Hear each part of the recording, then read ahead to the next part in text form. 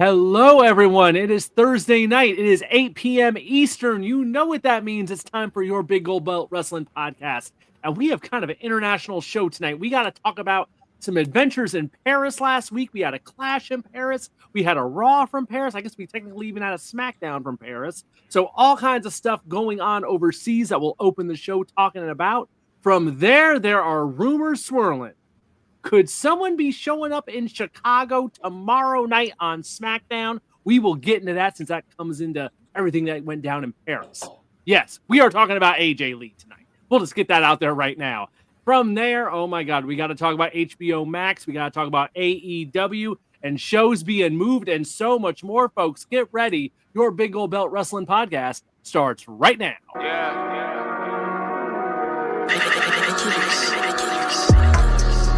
Big Gold Belt, Big Gold Belt, Big Gold Belt, Big Gold Belt, Big Gold Belt, Big Gold Belt. All I really want is that Big Gold Belt, Big Gold Belt, Big Gold Belt, Big Gold Belt, Big Gold Belt, Big Gold Belt. All I really need is that Big Gold Belt. Hello, everyone, and thank you so much for being with us here tonight on the Big Gold Belt Wrestling Podcast, Season 5, Episode 31. It's the start of the NFL this week, and we got the quad box going on tonight. A lot of the guys showed up tonight, which I am so glad to see. I am Will in the upper right of your screen. Across from me, the boss man himself is here. Editor-in-Chief Two Chains is with us here tonight. Below him, the Giant Crab Jamal. And, of course, down underneath me in the bottom right, Damian G checking in from the Lone Star State. Guys, how are you all doing this week? Good. Yeah. Cool. Big thumbs up. All right, there we go. We are into September, the tail end of fall. I mean, summer, heading into fall. Football starting. Lots of things going on. Yeah. We got some shows to talk about to kick things off tonight. Wait, did you mention tonight's the kickoff for the league? Did we just skip that? Tonight's opening night. Football's back. Yeah, it's opening night. It's opening night. So I bet kind of tying in the quad box, from the red zone deal. That was I don't know what podcast we need to talk about, but I have questions about that deal and how red zone is going forward because I'm a little worried. But really, yes, the red zone on Sunday with commercials. I don't know about that. I got to see that in practice first. Yeah, a lot of people in as big as fantasy football has grown to be, a lot of people are going to be upset about that. But you already know what world we live in. If there's a commercial version, there will be the plus version. Of course. The ad-free premium version. There you go. All right, let's get into it. I was going to say, we forgot somebody's missing tonight. It's usually 5 of us. Oh, wow. Yeah. Yes. While football returns, Silly Celis is on a AWOL. He's on assignment.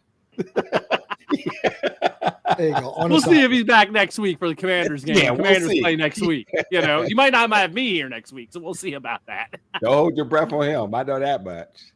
All right. Let's get into things. First things first. Cupcake is back. We haven't seen you in a bit, Cupcake. Glad you are here with us tonight. Folks watching on the stream, feel free to chime in tonight. We got lots of things to get into. Glad everyone is here with us this week here on the Big Gold Belt Wrestling Podcast. Let's go back to last weekend and Paris. WWE's adventures in Paris between SmackDown and Clash in Paris and Raw. They had a very busy weekend, and I guess the big show of the 3 was Clash in Paris, but there's definitely some stuff that happened on Raw that we'll be getting into here. But first up, Clash in Paris. How we want to do this. I think it's like one of those shows that kind of, since it wasn't a major show, in a lot of ways, I think some people would say the crowd was kind of the star of the show, as has been the case. I said that last week. Yep. These Paris crowds, these French crowds know how to show up and show out, and they definitely did it again. I can't fully recall last week's conversation, but if there was any question that they were going to be hot as they came in, well, there it is once again, and good for them, and good for us, even as the viewers, man. You love to see it, and I think that's why we love the sport, and it's good to see that the sport is loved across the world in this capacity.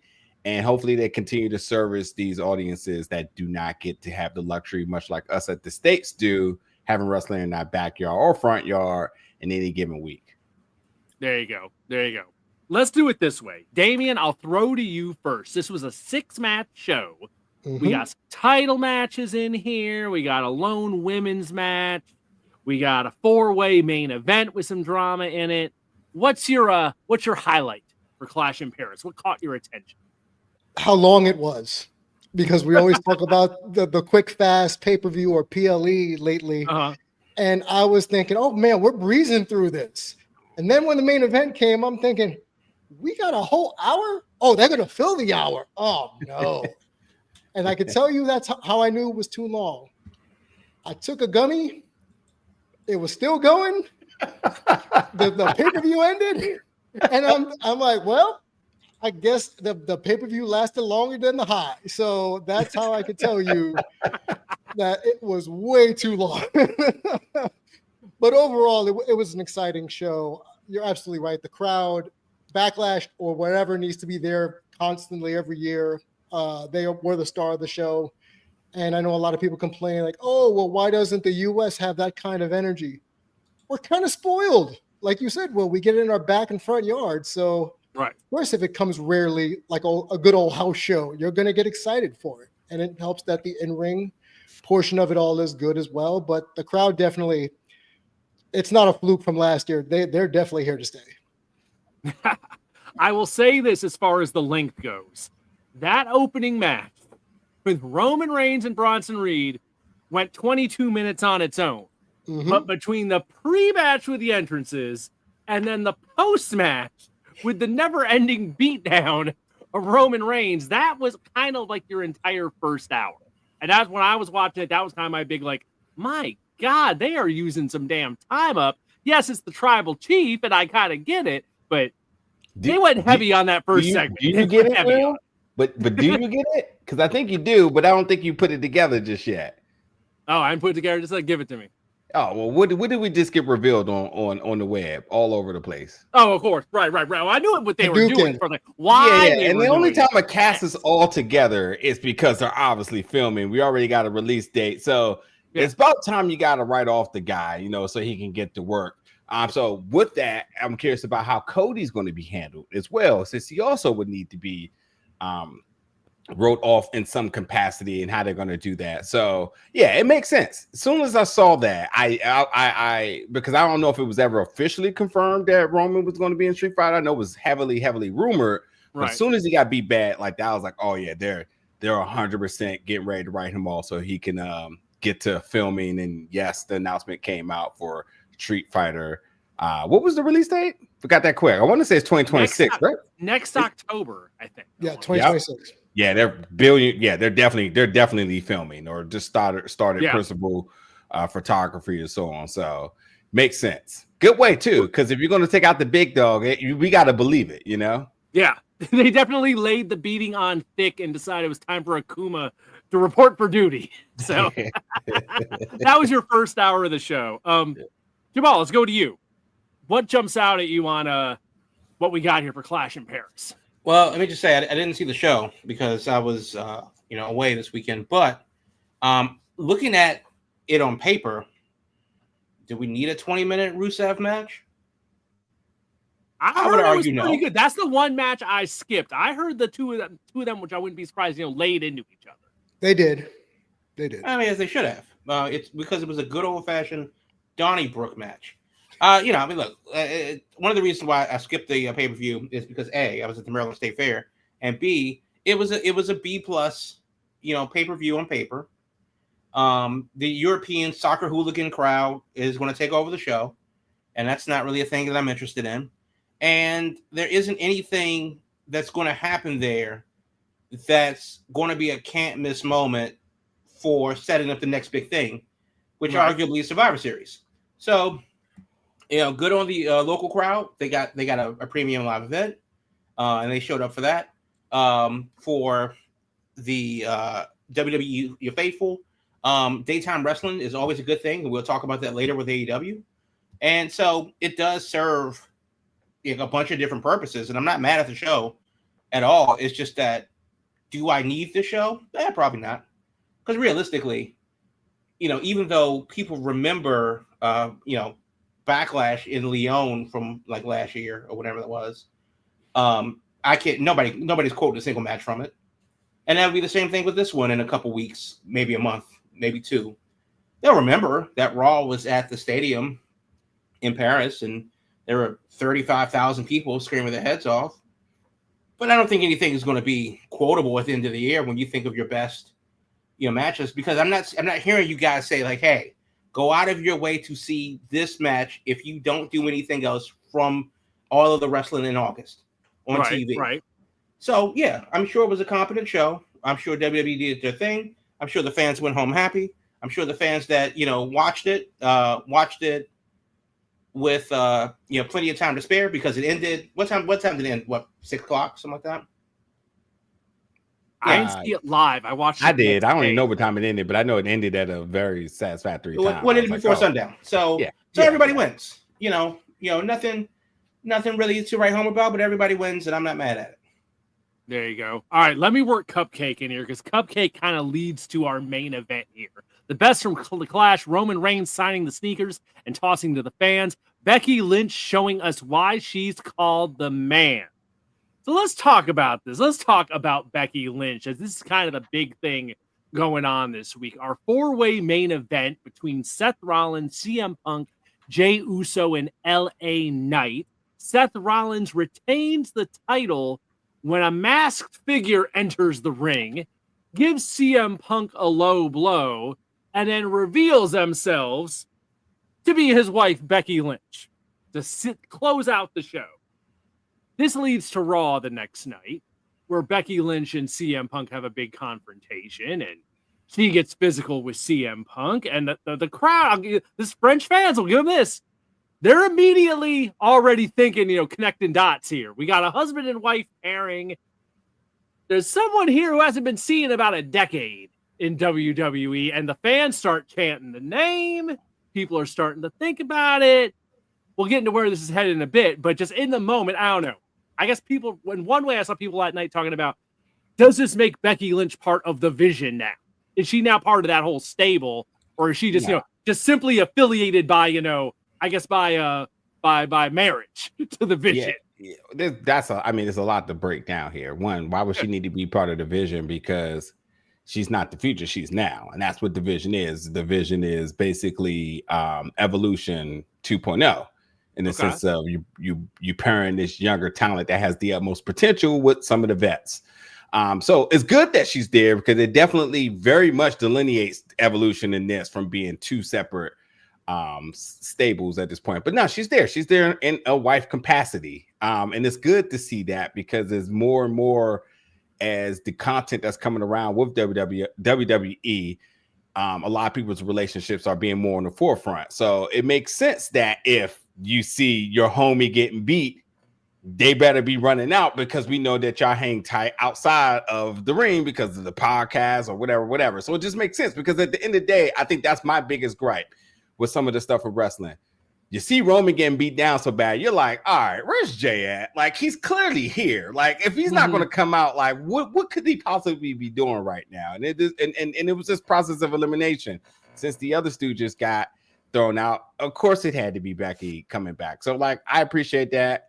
And I think the real reason, I ain't gonna say the real reason, but I think one big reason why the crowd is so invested in connecting the dots is because one thing they do that I think we don't do, and I don't know, I could just be throwing something at the wall and hoping it stick.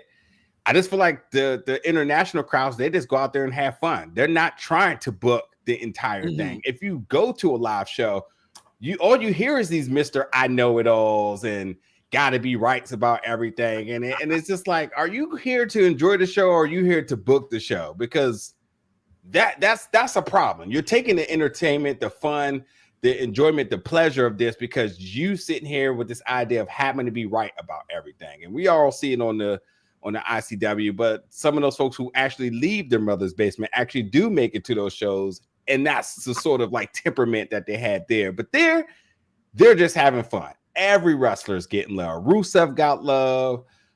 Sheamus got love. AJ got love. Dom got love. I mean, everybody out there that's putting their bodies on the line, that's telling a story, everybody's getting love. So it just, from the pay-per-view to Raw and to the whole idea of predicting AJ coming out. It's just it just all makes sense just because of the energy behind it. And whatever happens, because I know there's another take that is evolving in our group chat about who it could possibly be if it's not her. I'm okay with it. I'm okay with whatever way we go here with that. Okay, Damian, I want to throw this to you since you're our women's wrestling, expert or specialist or something. Cupcake's throwing out here. Aficionado. Every good man is behind every good man is a great woman. Becky Lynch, Cupcake saying here. How do you feel about Becky Lynch being put in this position where she's getting to rub shoulders now with the main event guys, which hasn't been a usual thing. They've done this once before with her and Seth. Now we're going back to it. But personally, I was like, I'd like to see more of this where your top folks, regardless of male or female champions or wherever, are more intermingled and not kept in their separate buckets. Agreed. What are you thinking on this? Completely agree. I'd rather that than everyone be siloed off into their own individual feuds, as it were. What cracked me up was when it happened, I saw the IWC meltdown because it was Becky and not some insert wrestler A, right? Like, oh, they thought maybe Becky Hogan. Yeah, Becky Hogan, but it makes the most sense. Like the term Is there another Occam's option? razor, right? No, at all. It's like the term Occam's razor. Sometimes the best choice is the easiest or simplest choice, right? So having his wife there to go in, get involved, set up a program with AJ or whomever, because it wasn't going to be a second match with Nikki Bella. If you saw that match, you know why.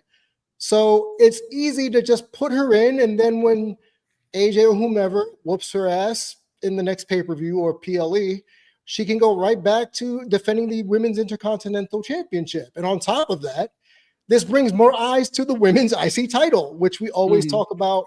Hey, we need the mid-card titles of the women. We'll talk about the US title another day.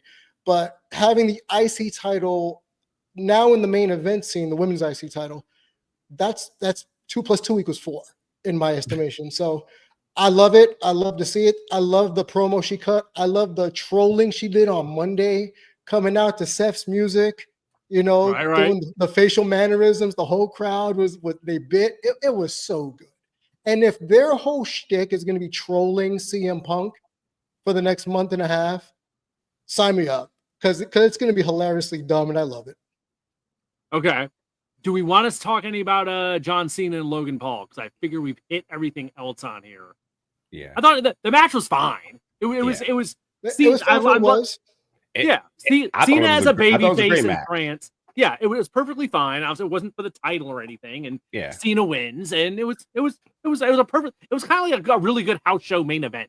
It's kind of how I looked at it. I wouldn't go that far. It's definitely pay-per-view worthy. I mean, these are two mega stars. I mean that in a bad way at all. Yeah, well, I mean, I would say like this is it's a match that makes sense in the main canon of WWE, shall I say, and not just the outside and in elseworlds of storytelling.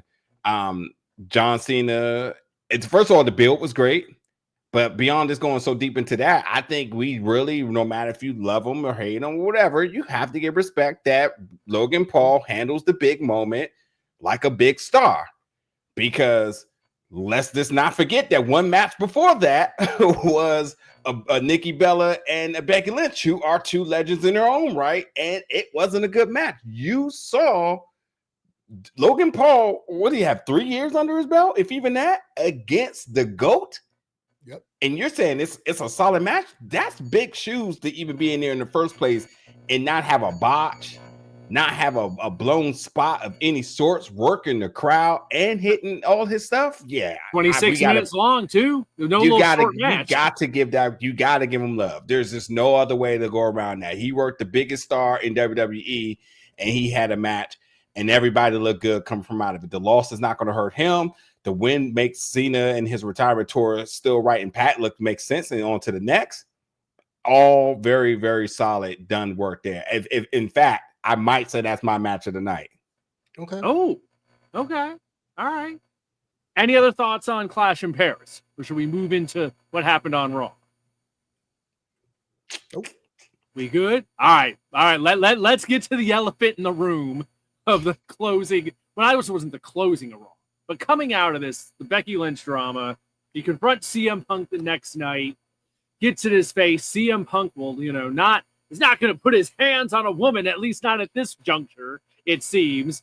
But like we said, everyone is connecting the dots, and they leave things at this point with SmackDown tomorrow night is in Chicago. So we are in CM Punk's hometown. They've made it clear Becky's going to be there. Seth's going to be there. I guess let's just rip the Band-Aid off and just ask the big question in the room. Is AJ Lee back? Does she show up on SmackDown? Because people it seems they want to point us in that direction, but you never know. It could be something else. So I got to who wants to jump in here first on this? What are our thoughts on AJ Lee? All I want to say is Naomi's Twitter must be monitored tomorrow because she said if AJ returns, she's gonna have the biggest crash out of all time. And I was like, that's a lot knowing that Kanye West exists. So I can't wait. And I already know the IWC, the Faye Jacksons and the Big Swoles and of the worlds are going to be trolling like no other. So I can't wait to see what happens here. But I will say, just because we give transparency here, if it's not AJ, if it's Bayley, I'm also okay with this. And I know a lot of people are going to be upset, but I'm okay with this. The only other thing I would add to is that we all see CM Punk always in a locker, getting his flick on with all the up and coming women talent, all in whatever facet, whatever brand, whatever degree of experience that they have. We always see him with somebody, call him Uncle Punk or whatever the name they be giving him around. I also just wouldn't be mad if they took a chance and just elevated somebody from the NXT roster and gave them this spot and catapult them into this scene. And I think there could be some people that's ready. I mean, how crazy would it be if he did somebody like a Jada Parker or somebody and that's who he decided he needed to pair with? And then last question for everybody. Do you think under the TKO banner, are we ready for intergender wrestling? We're ready, yes. I don't know if TKO is ready for it. I can't see TKO going there. Okay. I go for it, that's my piece. That's all my piece. It'll be a frosty day in hell before we see anything other than a mixed tag. I can't imagine anything other than that. They, TKO do have power slap, so they're just not. I'm just saying, them going off the wild end isn't, not beholden them. So, but go ahead, continue. So, AJ Lee comes back. How long has she been out of the ring? Like a decade. Yeah, I was gonna say. She's been working though. She's always been working. Even in her time at WoW, she was still she hasn't worked the match, but she's active. So just to kind of give a little clarity, she's not coming cold turkey back in the ring. So well, I mean, if it doesn't happen in WWE, then it doesn't exist. But I mean, per WWE fans, but fair enough. So she hasn't, been in the WWE ring in, a decade plus.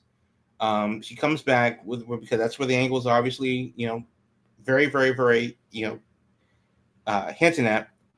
Do they have to have AJ Lee now that the fans have made up their mind and said, this is what we need? Be damned what you got. This is what we need right now. If they do anything else other than that, and hey, valid, Bayley, maybe somebody that's a free agent that would be really cool. Somebody from NXT that could use the spotlight, CM Punk loves himself some Cora Jade and so on and so forth. But if it's anybody other than AJ Lee, what happens then? Yeah, they put themselves into a corner. Yeah. In Chicago, I think they got it. If it's not AJ Lee, people are going to be hot. Could Kylie Ray fit the shoes here? Hell no. Hell no. Absolutely not. No. No. Not Not on national TV. This would have to be like an NXT thing. No way. Not on SmackDown. I'm just curious. Why not though? She's from Chicago, but why not? So is Sky Blue, but I wouldn't want her in that position either. But Kylie's has always been very popular on the indies, has definitely been over, and can definitely work. And we know about the personal struggles and we love a good redemption and a measure of resilience here. So you root for. I love a good stay your ass home story, but I do think that if she comes out, because again we're talking about the WWE. This isn't like she's popping up at a freestyle wrestling show or she's popping up at an AEW show or anything like that. Where maybe, and I'm not saying that Chicago wouldn't know of her, but we've seen it happen before. Especially, for example, we were at SmackDown when the Viking Raiders made their the Ascension made their debut, and they came out and they did the whole thing in NXT, and I thought they were hot shit in NXT, and I was getting pretty hyped for them to come out, and it went over about as well as a wet fart in church. And I'm not saying that Kylie Ray would be at that level, but what I am saying is the fans have decided. It doesn't matter if it's right or wrong.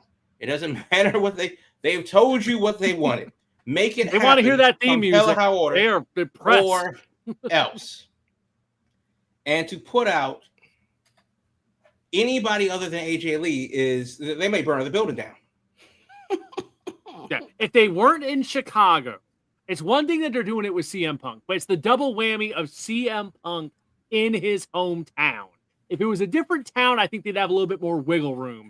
But they're going with the whole idea of Becky did this to him while he was away from home. Now he's coming back home and the missus is showing up. That's how I think they're going to spin it. That it just happens to work out. Rollins is from down the street in Iowa. So very true. This isn't like, the crowd couldn't be somewhat partisan. Rollins a Bears fan. He's, tuned into Chicago-ish because, Davenport's a couple hours away. So Chicago's the big city to him, growing. That's why he's going to fly out of when he leaves from home. So that is what it is too. But as far as also, let's just get one thing straight. Every time that somebody says that Becky Lynch is the man, I hope you Venmo Nia Jax $1. Let's remember how we got here. We gotta call it what it is. Pay your dues. Pay your taxes, damn it. But realistically though, WWE may have booked themselves into a corner, and we were talking about how the fans this and it's good to see the fans be so interested and engaged. Okay, well now you have that engagement, and I swear if they don't bring out Chicago for a segment, everybody's chanting CM Punk. And everything. Everybody's chanting CM Punk for the AEW show. It was the worst kept secret in the world. Yeah, I was. And then they bring out Colt Cabana. Yeah, they're leading us right to it and just being like they're doing everything except outright saying, So this are subject to change. What are we supposed? Yeah, but listen, to that point, you do it on Raw. And we all kind of have a feeling of what's going to happen. Do you just have it come out the gate like when CM Punk returned to AEW? You let her music hit and she comes out first. And then all roads leads to WrestlePalooza, which gives her time. The big debut on ESPN. Obviously, with the deal, you have to up the ante, up the stakes. This is the big name. That's your draw. Maybe outside of the wrestling space. Not sure. Well, the match doesn't have to happen immediately. But she has to be there immediately. Yeah, and even go ahead. No, even if she doesn't set it up right now, I do agree with the fact that they do have a pay-per-view to sell on the 20th. And given and setting it up would be fine. But the point is that in Chicago or Rosemont or whatever it is, she has to be there to set the table for whatever it is. And maybe they have a match, and of course it gets squashed and thrown out in 5 minutes. And then we'll do it for real inside of a steel cage at the pay-per-view. Or whatever the shit is. I mean, there's a million different ways to slice, and we've always seen it done before. But she goddamn well better be there in Chicago, coming out, Mr. and Mrs. AJ Punk.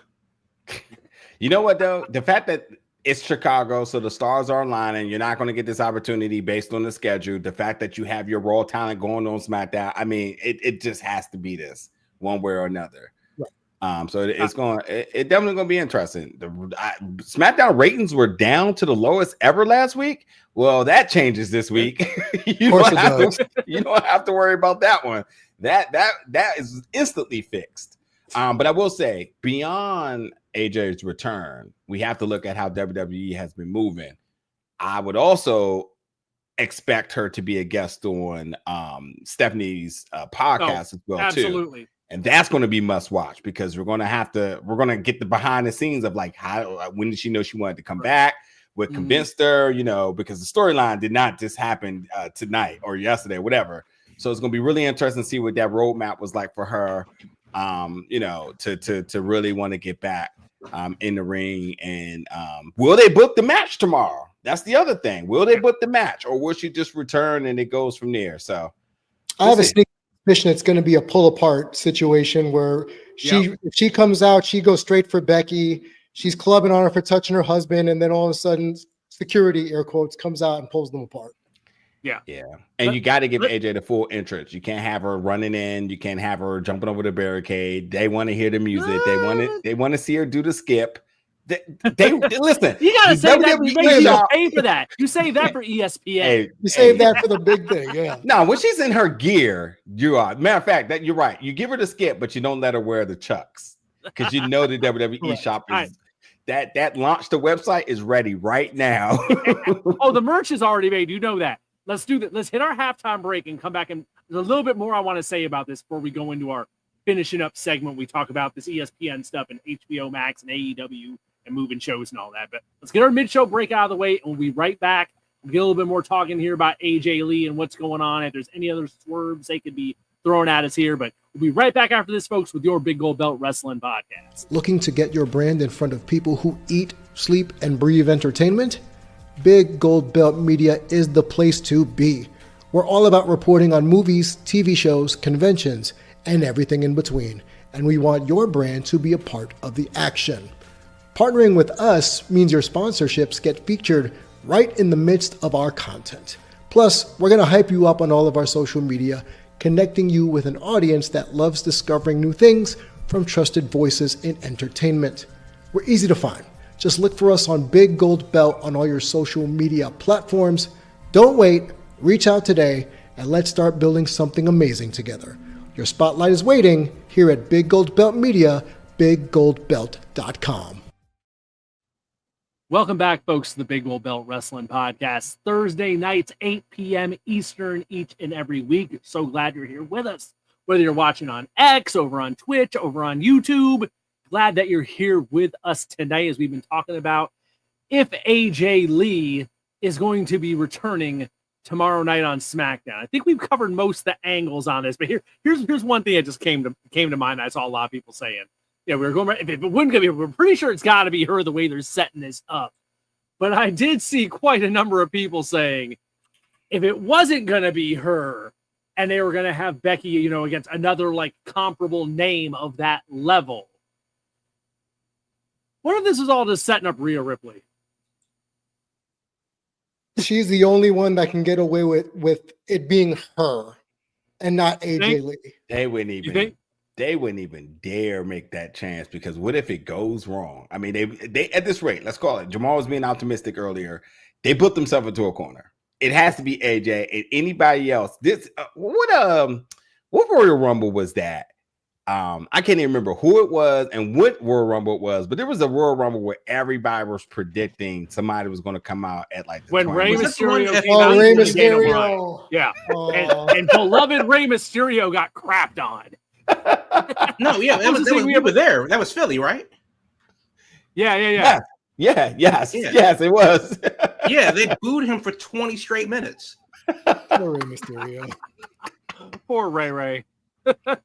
So you don't want to do that to Rhea because she's getting additional mainstream attention now. Drake just mentioned her on the Bobby whatever her name podcast. Yeah, we know why Drake mentioned her, and Buddy's gonna have to calm that down. Yeah. So yeah, you can't touch Rhea right now. You can't set her out the field. That also brings another question I'm sure we all got time for, but who could actually take the heat right now? Like who could use the heat? Who's a female Dominic Mysterio right now? Chelsea Green. She's injured. But we have to keep in mind, Punk's a face, so you have to bring out another face. So bringing out Chelsea Green, you'd have to just come out being Chelsea Green and being ridiculous just to try to steal the moment that AJ. Oh my God! Yes, I just realized that they tease it with Chelsea Green, and then all of a sudden AJ comes out and beats her up. That's crazy, yo! If Roxanne wasn't in Judgment Day, perfect person right choice. Now. Mm-hmm. That'd be the other possibility, since that's kind of like they're a lot of folks are weird and call her their daughter. Wrestling daughter. Weird. Yeah. I don't know about that. Gets a little odd. Wrestle dad. But, but yeah. Okay. So I guess next Thursday night we'll be talking about this. But I think Damien's on the right track where I think it's got to be AJ. You have a quick little tease, a little her getting and Becky getting in the face, and then I think it's pretty. In my mind, I think it's pretty damn clear. It's a mixed tag, and I think they do it at WrestlePalooza. I think that this ESPN show, they're not going to be holding back.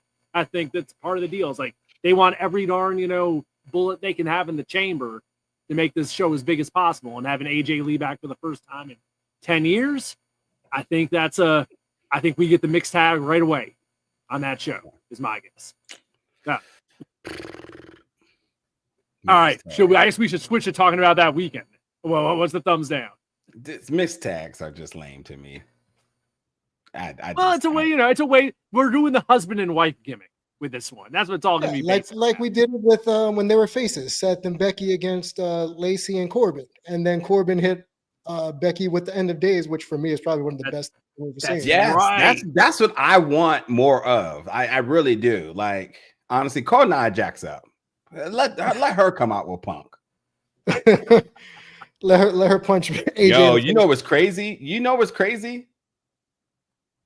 What's crazy? It kind of works because Becky and her have history, and they got a lot they can play on that. And if she takes the heat, she eats the heat.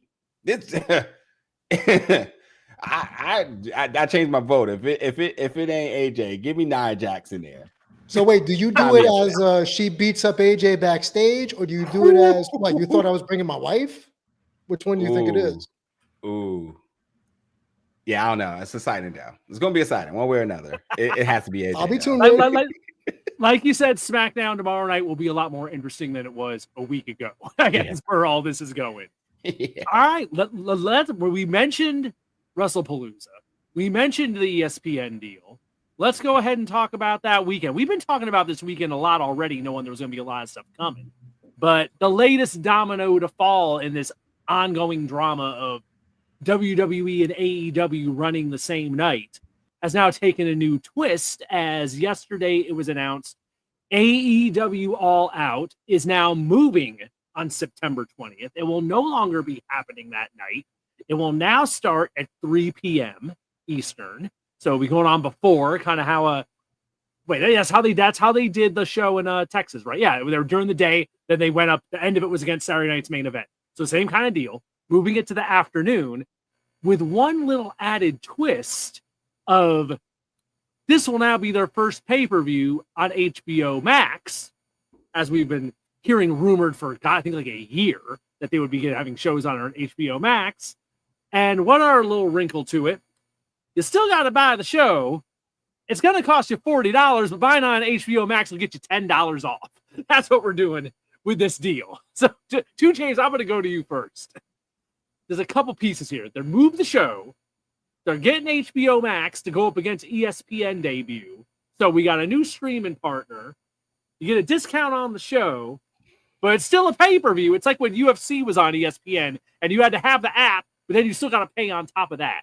So people don't seem to be too into that idea from what I'm seeing. Yeah. Well, I'll tell you what. I'll give it to Jamal because I'm sure you're like deep in the weaves in terms of this deal and whatnot. The paywall behind the paywall gimmick is over. And in case anybody was under a rock, UFC is going to Paramount Plus, where that paywall behind the paywall thing on ESPN is no longer a thing.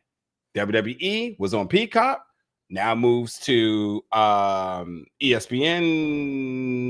I forget what they're calling it. ESPN All Content Unlimited. Something. But also no paywall.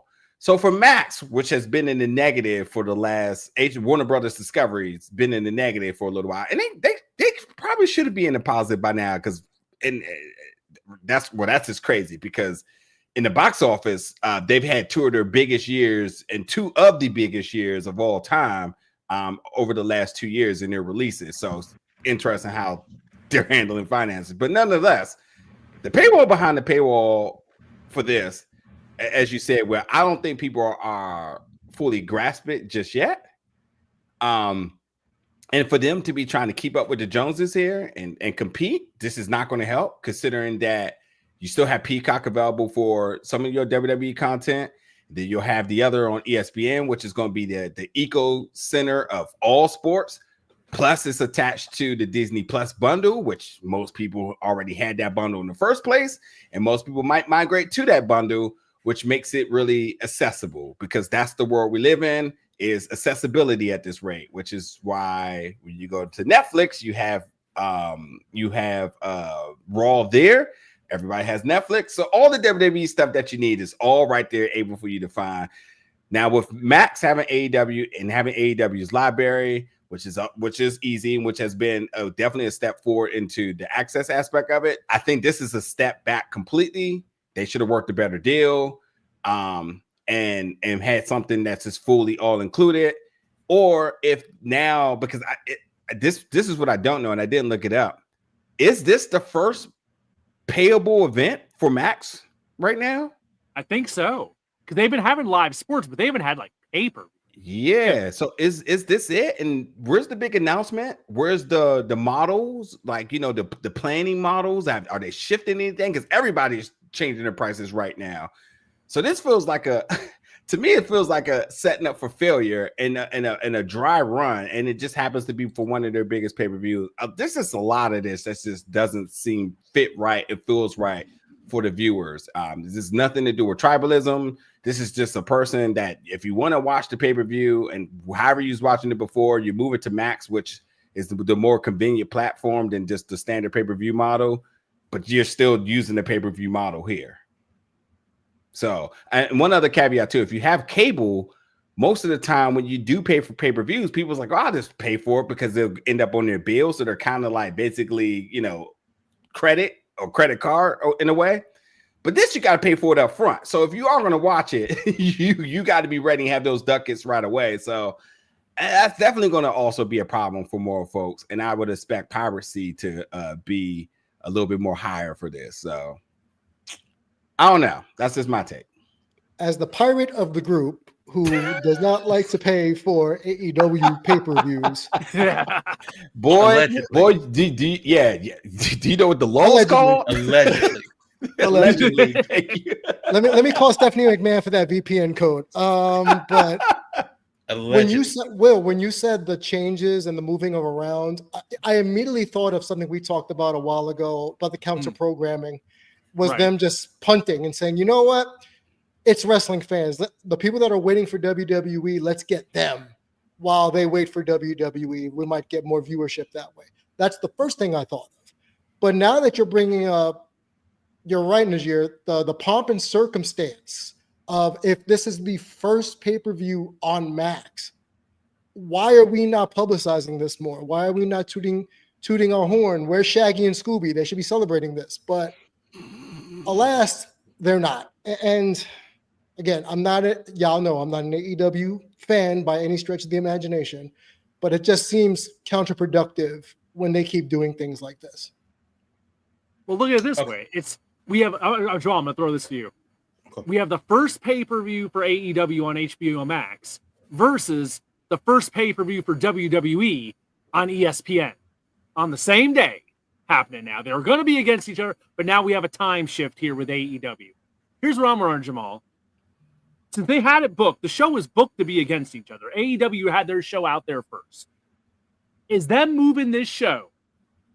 Is this a bad message to send it in respect to? I'm thinking, like, if you're WWE, you got to be looking at this as like, we made them blink. We made them move. Okay, so the immediate response to that is no. I don't think this is a response to WWE. I think this is a response to Warner Brothers based on what you guys just said. Yep. Warner Brothers isn't promoting the show. There's no corporate synergy between AEW and the Warners. This is the thing that we've been talking about for 5 goddamn years, and here we are still talking about it. You know, and Warner Brothers has their hands in everything. And yet, we're still begging them to let AEW play in the sandbox. So if they're going to be counter-programmed rather, by WWE putting on an equally monumental event, not just because it's a premium live event, not just because it's their debut on ESPN pay-per-view or whatever it's called. Well, if Warner Brothers is going to help them out with the marketing, because ESPN already has Pat McAfee. They already have everything else with College Game Day and Sports Center and all this other stuff. They already are part of the Disney Plus, Hulu, Disney Plus, Hulu, ESPN triumvirate of terror. You know, there isn't a place that you can go within the Disney ecosystem where you might not find WWE because they're on ESPN now in that capacity. And that's still with the fact that they're on Netflix and Tubi and everything else. So they're fine. WWE, once again, is finding partners that are willing to back them up on both sides. You know, yeah, we're going to provide the events. We're going to bring the customers. We're going to bring the fans. And ESPN says, all right, bet. We're going to bring the interest. We're going to do what we can. We're going to have Stephen A. Smith have a top 10 list and yell about things for 17 minutes, even though he's never covered wrestling before in his life. You know, and that's what it is. So where is that for AEW? Well, that's not an AEW question. That's a Warner Brothers question. And since they're getting the legs cut out from under them, being directly kind of programmed, you know, and Warner Brothers is kind of going, well, oops, then it would be in their best interest to move the thing to a time where everybody can watch it. The HBO stuff be damned. If you had $50, you got $40. If you have $50 and HBO Max. So that's not, I don't really think that's the big issue that everybody says it is, because that really leads to 3 distinct questions that we don't have to answer tonight, but just put this in your back pocket as you think about it over the next week. Is the PLE system dead? The PLE pay-per-view system, is it dead? Do we even need to differentiate these shows anymore? Shows can be special for whatever reason that they're special. Raw was in Paris, and it was Raw, but it was special because it was in Paris. Yes, it was the show after a PLE, but which is more significant? The fact that they had the PLE in Paris, or the fact that they had the Raw in Paris? Doesn't even matter anymore, because when we actually literally bought what mattered, WrestleMania was $70 when I was a kid, and that was in the 90s.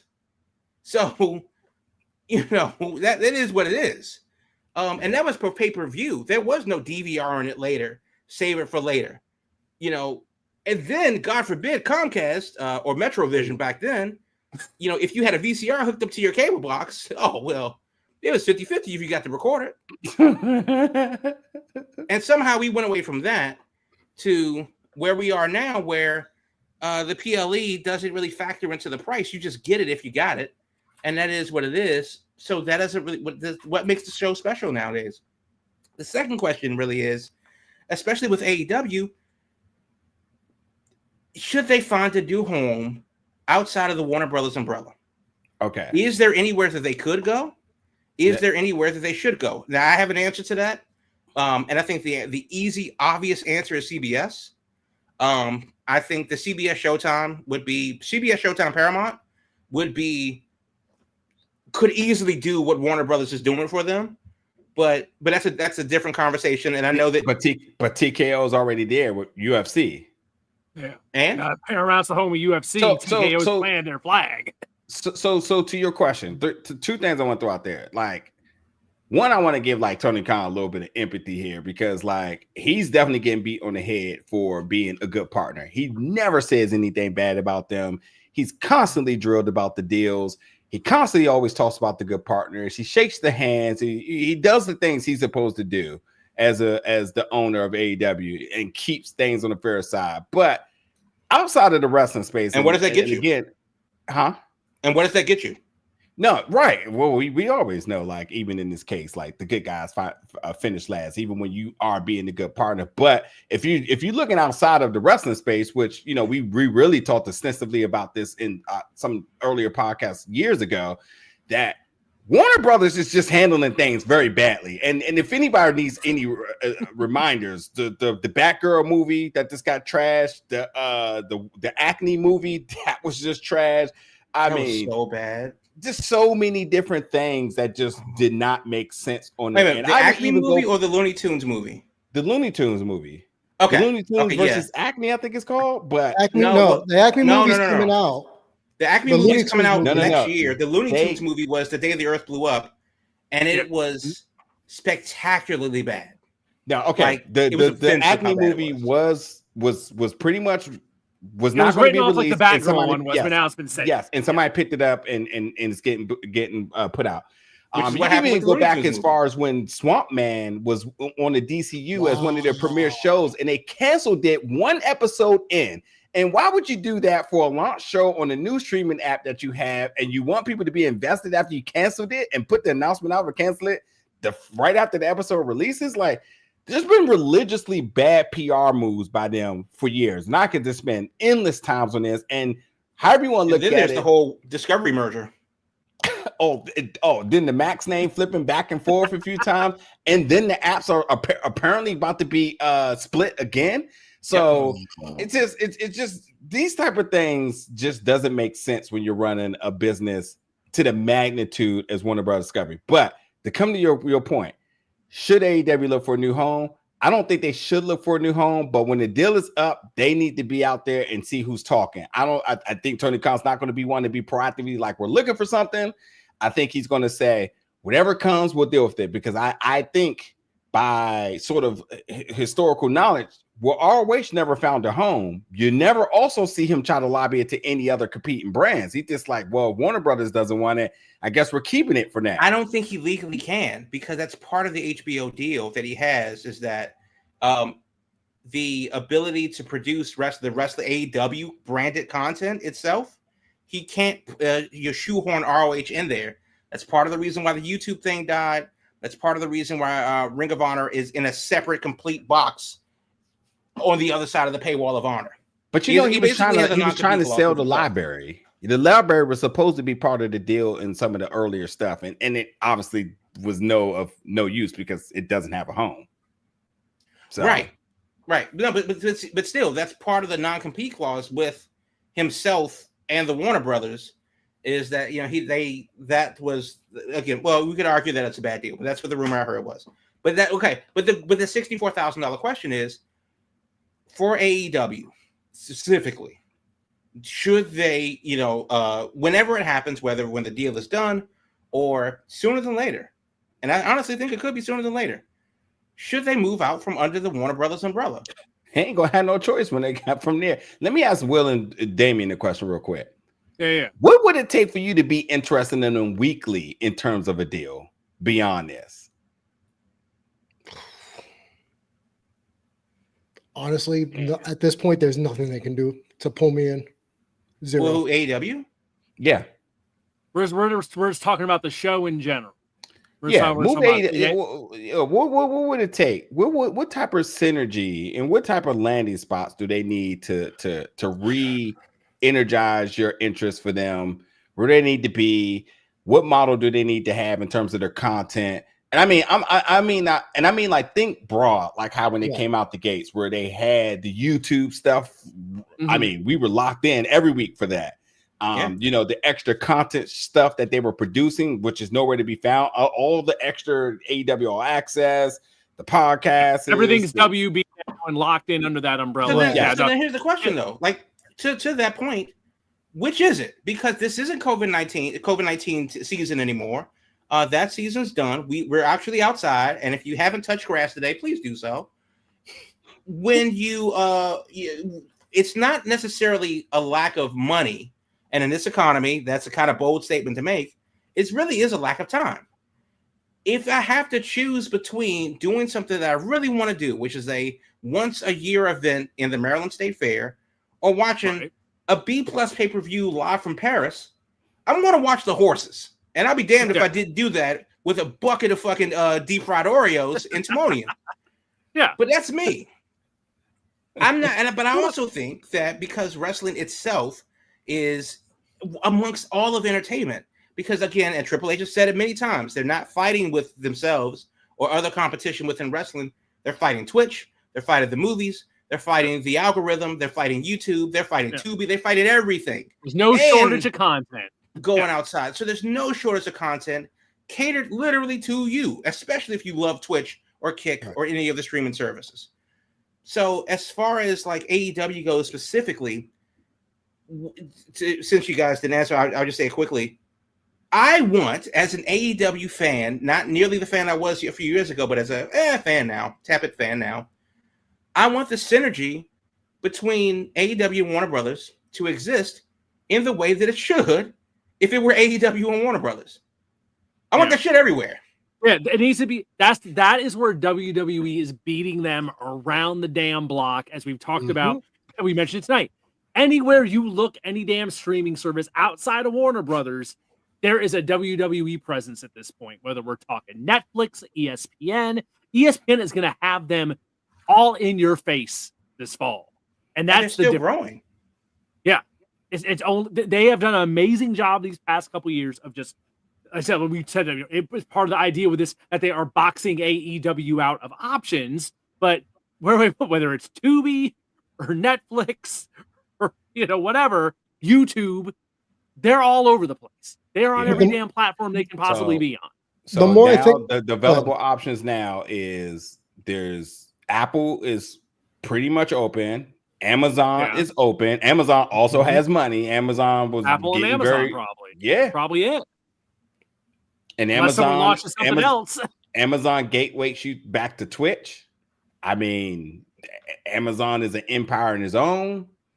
Apple's kind of doing financially bad right now, so who knows what they're trying to do. But Amazon's thriving. But yeah, Amazon would seem to be the only choice at this rate. Everything else is on lock. NBC Universal, Netflix, Paramount, Disney, all the other big ones they got something. Sony. I could see them on Crunchyroll if they do something with New Japan. I could see them doing some sort of AEW cartoon anime on Crunchyroll, which I'll cover. But no, okay. But here's a question about that. When AEW first started, they were quote unquote the wrestling company. Is it still hurting them in the good Lord year of 2025 to still market themselves as a wrestling company as opposed to WWE, which is an entertainment vessel? No. And one of the reasons why I cut back on AEW over the past maybe 2 years is because they were moving into the sports entertainment realm and away from the wrestling. And that's not necessarily one thing or another, but it just became less about the wrestling and more about contracts and who's getting signed where and how you're going to bring this person up. And they're still not doing the wrestling, whether that's more women's matches or in different places. Because remember, the narrative a couple of years ago was, oh, they're only running this armory in southwestern Kansas. That can only hold 500 people. AEW is a dead company, and so on and so forth. And versus WWE's, working 15,000 in St. Louis down the street. That was the narrative a couple years ago, and it's less so now because they're just in different lanes. WWE can do Paris. They can do Timbuktu. It doesn't matter. AEW, if you haven't seen the Ring of Honor pay-per-view, for technical reasons, it's on YouTube. Watch it. It's really good. Not just because QT versus Paul Walter Hauser was my match of the weekend, but it was a hell of a match. He's not kidding. It actually was really good. It was, but I mean, we also know the background here. It's going to be a hell of a match regardless. Well, there's that too. But it's actually like that's not something that it just exists in a vacuum, and that's part of the problem. Ring of Honor is actually on paper the best show, the best federation that nobody's watching because they're not short on talent. It is the wrestlers' wrestling company, and it's always been the paywall of honors. It's been the issue we've said from the jump since this new version of it. So then that's kind of the thing, and that's the glass ceiling for AEW. they've kind of made it to a point where obviously they're being bit by the injury bug. Swerve is out, Osprey's out, Kenny has some scheduled time off, but I like what they're doing with the Young Bucks right now. I like what they're doing with Hobbs and the Ops and stuff like that now. Riho came back, fucking A, give me more of that, and so that's great. I think also in this country, and we talked about how the wrestling fans over in Paris, well, they don't get to see WWE every week, not just live, but at a reasonable hour. When WWE comes on live on Mondays, it comes on at 2 a.m. or 1 a.m. in Central Europe. So they get to see it before midnight? Oh, shit, they're losing their damn minds. So it is a thing for them to go the extra mile, to be extra enthused for that show, because they get to see it at a reasonable hour. That's number one. But for AEW, they had the same thing happen in London with All In last year. Right. 80,000 at Wembley. They're going back to London for a show towards the end of the year.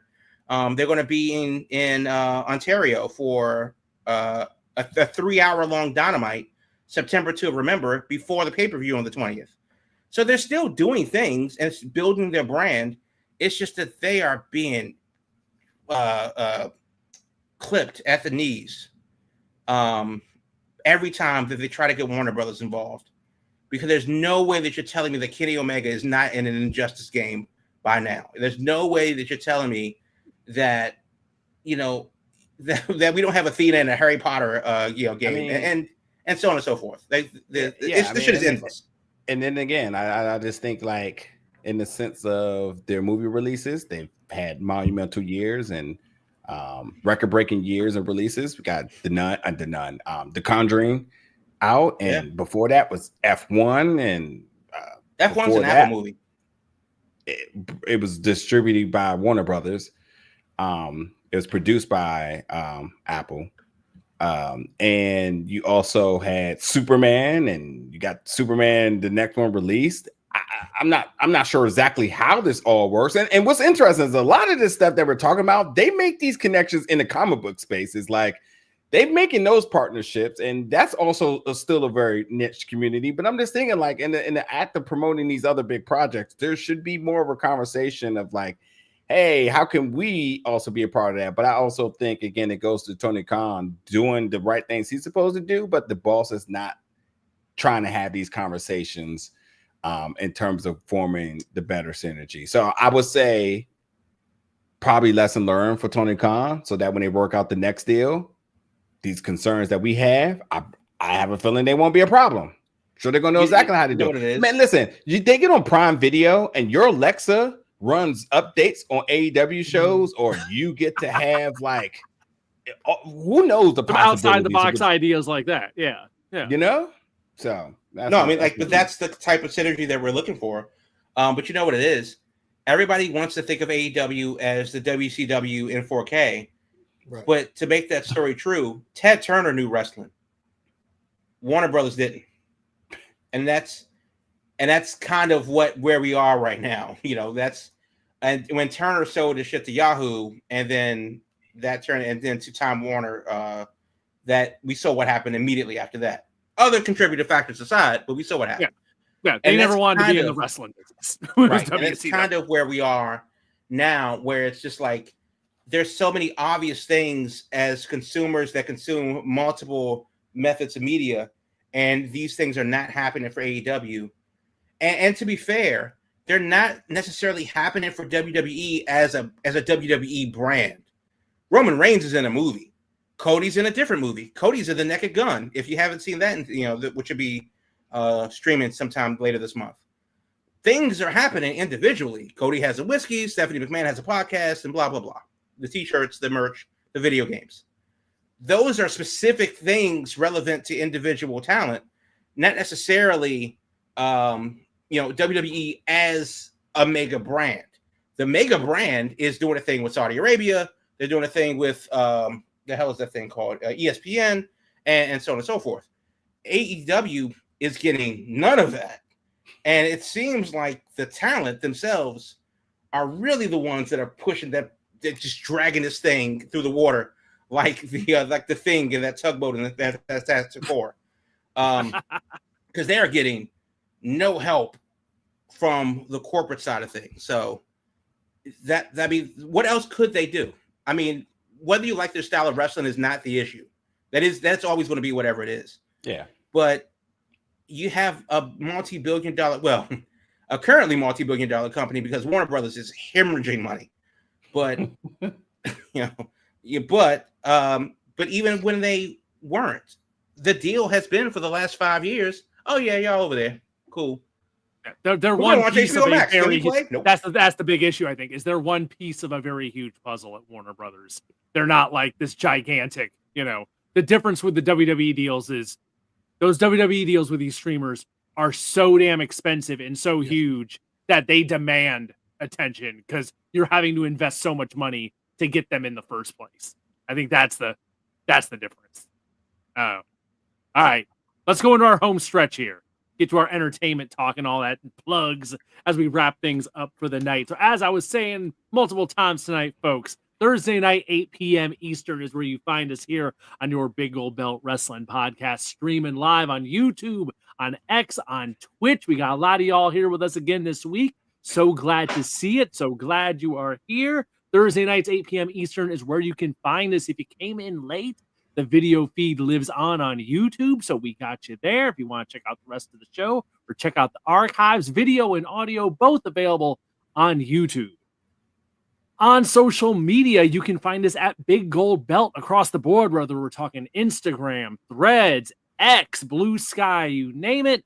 At Big Gold Belt is where you can find us. And last but not least, on the web, BigGoldBelt.com, the home of Big Gold Belt Media, wrestling, movies, comics, and more. Since we have the editor-in-chief here again tonight, what are we looking at as we're heading into September? What movies we got percolating there? TV shows, I guess, too. Sweet. The paper, Greg Daniels, the iconic creator of the iconic creator of the iconic series, The Office. All 10 episodes are available on Peacock. I watched it all. It's great. It's absolutely great. Big Office fans, you will be completely satisfied. And The Long Walk, horror movie, The Conjuring Last Rites, horror movie, both are great in their own rights.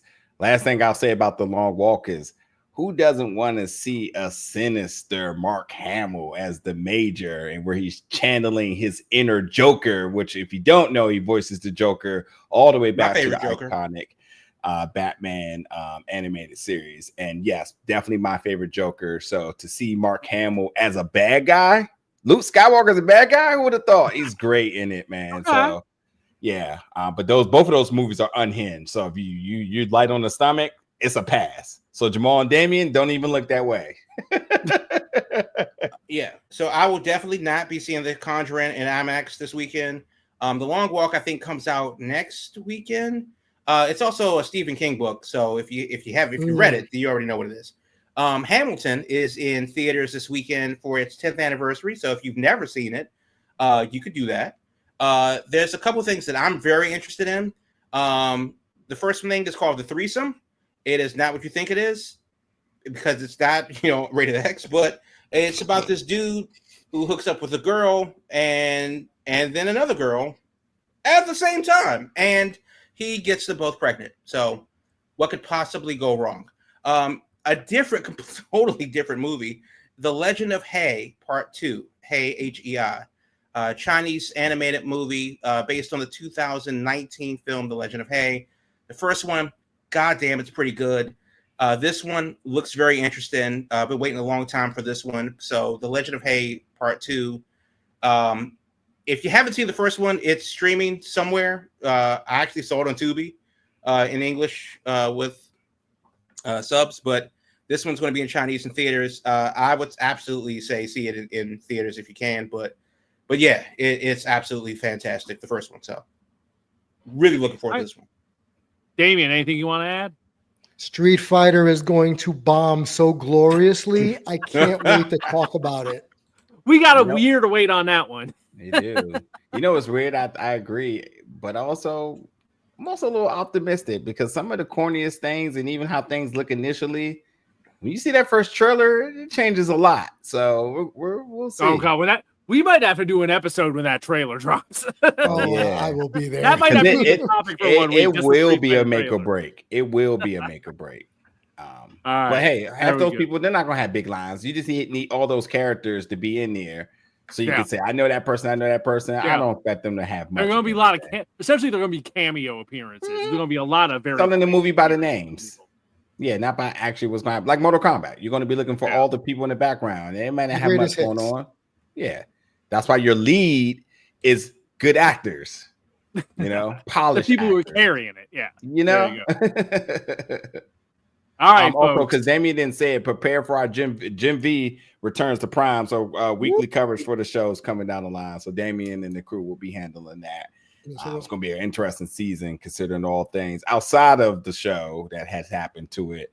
But I think they're ready to go, and I'm very interested to see how things are going to progress forward. So there you go. Big Old Belt Media has you covered on the entertainment front. Like we said, wrestling, movies, comics, and more. You can find it all right here at Big Old Belt Media. All right, folks. Tomorrow night, we'll see what happens on SmackDown. We'll see if they painted themselves into a corner. From there, we'll talk about next week. We don't have any big shows this weekend, so we got a bit of a break. So next week might be one of our shows where we can be a little bit more freeform with what we're talking about, since we still won't be quite at the ESPN deal yet. But definitely SmackDown will be a big topic next Thursday. So when that happens, I hope we see you next Thursday, 8 p.m. Eastern. Thanks for being with us here tonight. Hit that subscribe button, get your notifications set, all that good stuff. And we will talk to you later. Thanks for tuning in.